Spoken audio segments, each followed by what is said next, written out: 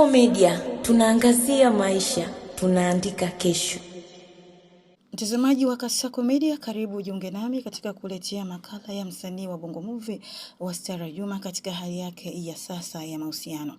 Katika siku za hivi karibuni kumekuwa na gumzo kubwa kwenye mitandao ya kijamii kuhusu ukaribu unaodaiwa kuwepo kati ya mwigizaji Wastara Juma na msanii wa muziki yani Dudu Baya.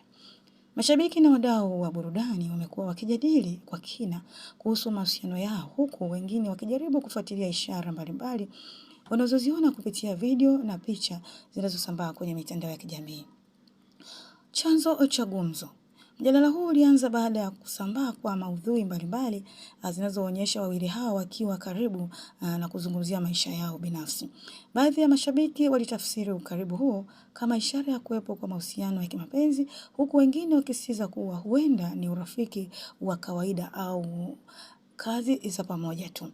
Mijadala ya mashabiki mitandaoni ya kijamii imejaa maoni tofauti.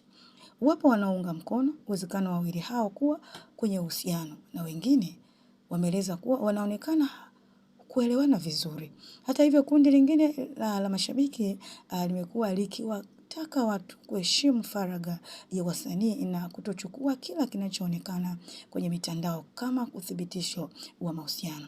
Ukosefu wa kauli rasmi hadi sasa, hakuna taarifa rasmi inayotolewa au kuthibitisha kukanusha moja kwa moja madai ya uwepo wa mahusiano ya kimapenzi kati ya Wastara na Dudu Baya.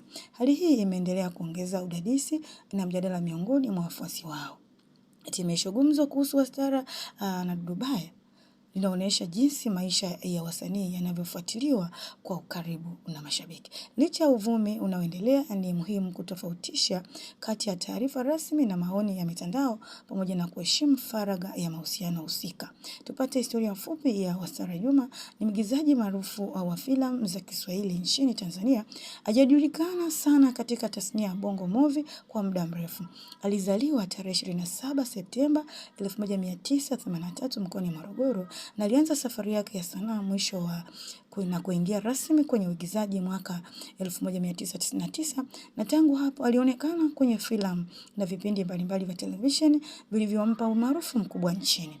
Katika maisha yake binafsi, Wastara aliwahi kuwa mke wa mwigizaji Mariam Sajuki ambaye aliwahi kuwa na nafasi kubwa katika maisha na kazi yake ya sanaa.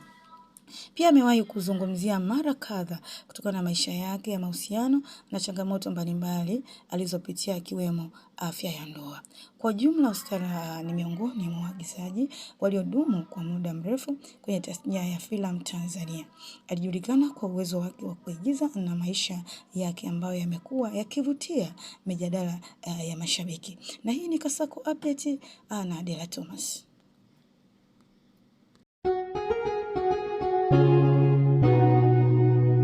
Kasako Media, tunaangazia maisha, tunaandika kesho.